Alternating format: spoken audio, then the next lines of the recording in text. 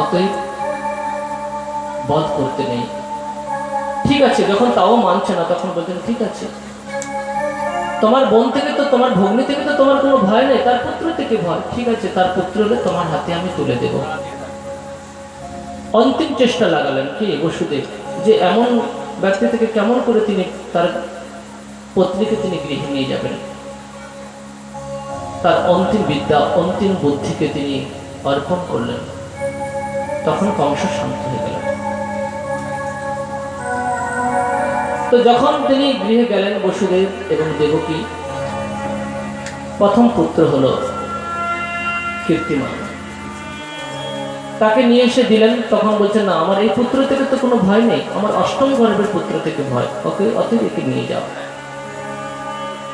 কিন্তু বসুদেব যখন নিয়ে যাচ্ছেন তখন বসুদেব মনে মনে ভাবছেন যে যারা দুষ্টু লোক হয় তারা কখনো বিশ্বাসের পাত্র হয় না। তাকে এখন একরকম বলে, কিছুক্ষণ পরে আরেক রকম বলে। এমন সময় নারদ এসে না কংসকে বোঝালেন, কংস তুমি কি করলে? ভগবানের আদেশে এই যদুবংশে যারা জন্ম নিয়েছে এরা প্রত্যেকে কিন্তু দেবতাগণ, এরা যদুবংশতে জন্ম নিয়েছেন, ভগবান আদেশ করেছেন, এরা বড় মায়াবী হয়। এদের প্রত্যেকটা কার্য, প্রত্যেকটা কথা কিন্তু বড় মায়াবী। এমনও তো হতে পারে যে প্রথম থেকে যদি তুমি গুণে যাও তাহলে অষ্টম গর্ভ পরে আসবে, আর অষ্টম গর্ভ থেকে যদি গুনতে গুনতে আসে তাহলে প্রথমটাই অষ্টম হবে। তুমি ছেড়ে দিলে কেন? যদি এই অষ্টম হয়ে যায়। বলছে তাই তো, বাস্তবিক তো। কংস বলেতে নারদ বলে চলে গেলেন। কংস কি করলেন? বসুদেব এবং দেবকীকে নিয়ে এসে কংস তার কারাগারের মধ্যে রুদ্ধ করলেন এবং প্রথম পুত্র থেকে শুরু করে 6 জনকে বধ করলেন। সপ্তম পুত্রকে আসলেন রাম সংকর্ষণ। যোগমায়া যখন তিনি মায়াদেবীকে আদেশ করলেন, হে মায়াদেবী তুমি যাও। সপ্তম গর্ভেতে রাম সংকর্ষণ যাচ্ছে, তাকে আকর্ষণ করে রোহিণীর গর্ভে বসুদেবের আরেক যে পত্নী আছে গোকুলিতে অবস্থান করছে, তার নাম রোহিণী, তার গর্ভেতে স্থাপন করো, আর আমি অষ্টম গর্ভতে আশ্রয় করব। এই জন্য আকর্ষণ করে রোহিণীর গর্ভেতে স্থাপন করেছিলেন বলে তাকে বলা হয় সংকর্ষণ। সম্যক কর্ষতি ইতি সংকর্ষণ। সংকর্ষণ মানে বলরাম, যিনি কর্ষণ করেন। কি লাঙ্গল আছে না কাছে? লাঙ্গল দিয়ে তিনি কর্ষণ করেন, ক্ষেত্র তৈরি করেন। আগে বলরাম যায়, তারপর সুভদ্রা, তারপরেই কিন্তু জগন্নাথ, তাই না? কেন বলরাম আগে যায়, কেন সংকর্ষণ আগে যায়? না, তিনি কর্ষণ করেন, জীবের ক্ষেত্রকে তিনি তৈরি করেন, তারপরে ভক্তি বীজ বপন করে যায় সুভদ্রা, তবেই তো জগন্নাথ দর্শন হবে। প্রেম সে বলো রাধে রাধে। সম্যক কর্ষতি, কেন বলরামের রথ আগে যায়? না, তিনি ক্ষেত্র নির্মাণ করেন, লাঙল দিয়ে তিনি চাষ করেন, জোতেন, মাটিটাকে তৈরি করেন, ক্ষেত্রটাকে তৈরি করেন। বিনা ক্ষেত্র থেকে চাষ হবে? ফসল ফলবে? ফলবে না। তো সম্যক কর্ষতি ইতি সংকর্ষণ।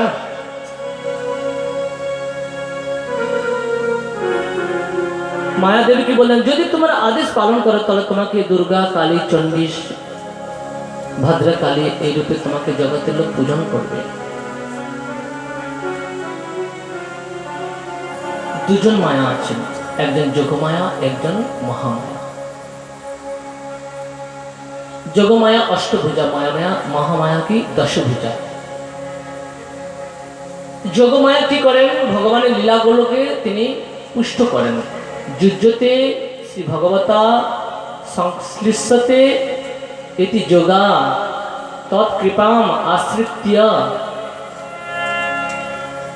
যোগমায়া শব্দের অর্থ কি? না, যুজ্যতে, যুজ্যতে মানে শ্রী ভগবতার সহ সংশ্লিষ্টতে, ভগবানের সঙ্গে যিনি যোগ করে দেন, লীলাগুলোকে পুষ্ট করেন, অঘটন ঘটন প্রতিবেশী লীলাগুলোকে তিনি পুষ্ট করেন। কি? যোগমায়া।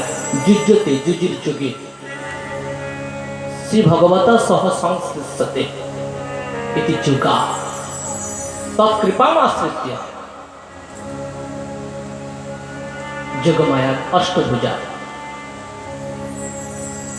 তো ভগবান কি করলেন, তিনি যে দশম অষ্টম গর্ভেতে আসবেন, তিনি কি করলেন তখন এমনভাবে মায়াদেবী আবৃত করে রাখলেন, সব নিদ্রিত হয়ে গেলেন। তো ভগবান অষ্টম গর্ভেতে যখন আসলেন তখন অন্ধকার কারাগার আলোকিত হয়ে গেলেন আর স্তুতি করতে লাগলেন। কে?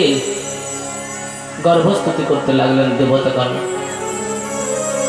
সত্যব্রতম সত্যপরম ত্রিসত্যম সত্যস্য যোনি বিনিহিতান্ত সত্যে সত্যস্য সত্রামৃত সত্যনেত্র সত্যাত্মকম ত্বাম শরণাম প্রপন্না। सत्यव्रतम सत्यपरम त्रिसत्यम सत्यस्य योनि निहितं च सत्ये सत्यस्य सत्यमृत सत्य नित्यम सत्यात्मकम त्वाम शरणं प्रपन्ना। हे हरि, তুমি ত্রিকাল সত্য, সত্যের জন্য তুমি বাক্য শুনলে তো সত্যতে তোমারে পাই, তুমি সত্যময়।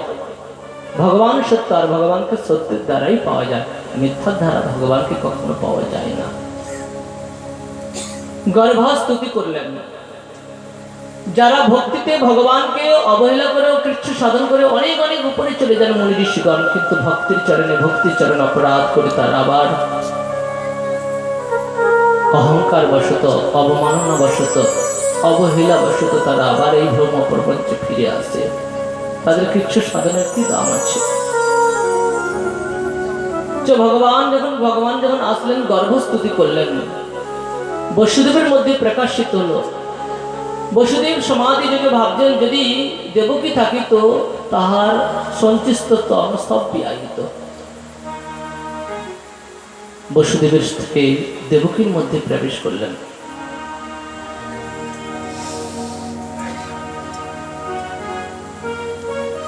নিশিততম অদ্ভুতে জায়মান জনার্দনে দেবক্যাং বসুদেবস্য জাতযস্য চিকিৎসায়া। নিশীথের ঘন অন্ধকারকে আলোকিত করে ভগবান স্বয়ং শঙ্খচক্র গদা পদ্ম ধারণ করে তিনি অন্ধকার রাশিকে আলোকিত করে তিনি কি করেছিলেন? প্রকট হয়েছিলেন।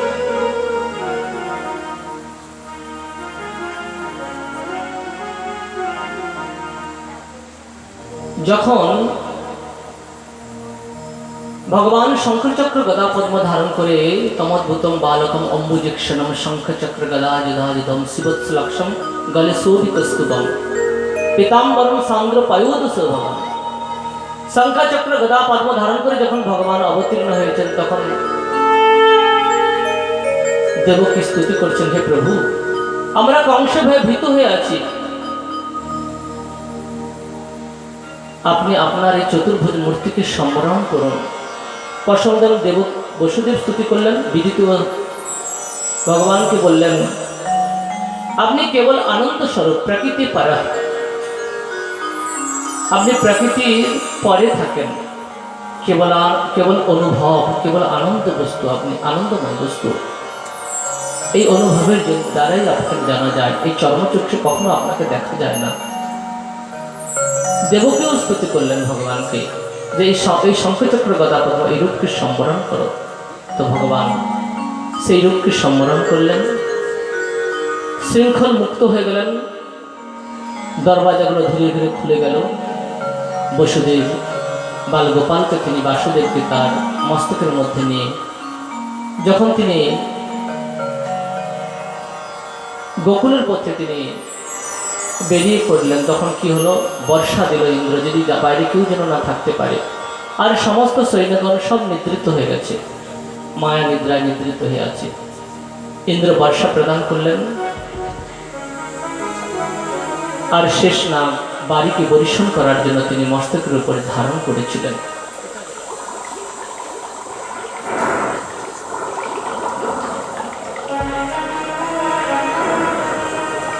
রামচন্দ্রকে যেমন সিন্ধু নদী পথ প্রদান করেছিলেন, ঠিক তদ্রূপ যমুনা উত্তাল তরঙ্গে উচ্ছ্বলিত হয়ে বড় আনন্দের সহিত যমুনা প্রবাহিত হচ্ছে। যে অনেক দিন পরে আজ আমার পরম সৌভাগ্য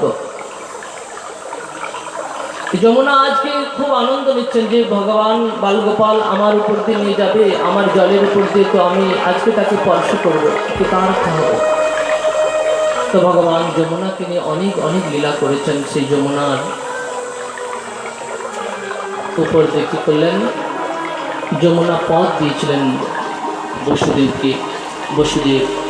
বাসুদেবকে নিয়ে তিনি কী করলেন, গোকুলের পথে রওনা হলেন। বল ভগবান বাল গোপাল কি, বসুদেব নন্দন বাসুদেব কি। তো বাল গোপালকে নিয়ে তিনি কি করছেন,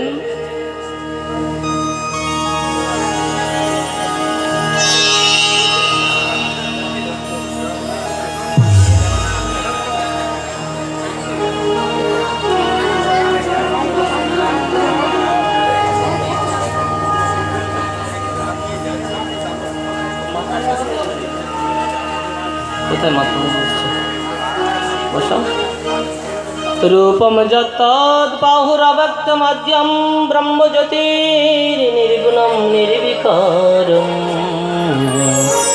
সত্যমাত্রম নির্বিশেষম নিরীহম সতম সাক্ষাৎ বিষ্ণু অধ্যাত্মদীপ।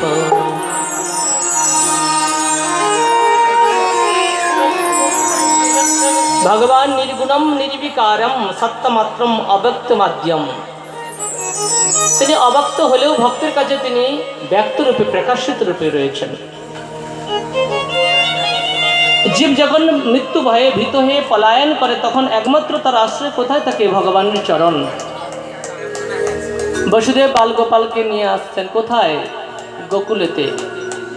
তো যখন তিনি গোকুলে যখন যমুনাকে পার করেছেন তখন চিন্তা করছেন যে নন্দালয় কোথায়। তখন তার ভিতর থেকে প্রেরণা এলো, হে বসুদেব, আজ তোমাকে পথ খুঁজতে হবে না, পথ স্বয়ং তো তোমারই অন্বেষণ করছে, তুমি কি পথকে অন্বেষণ করবে।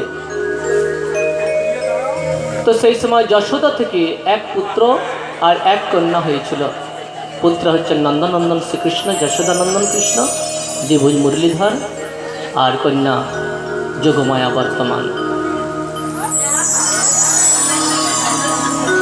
তো বসুদেব কি করলেন, যশোদানন্দন কৃষ্ণকে তিনি দেখতে পেলেন না, তিনি কি করলেন, তার মধ্যে নিজের পুত্রকে স্থাপনা করলেন, শুইয়ে দিলেন, আর যোগমায়াকে নিয়ে এসে তিনি পুনরায় কারাগারের মধ্যে ফিরে আসলেন।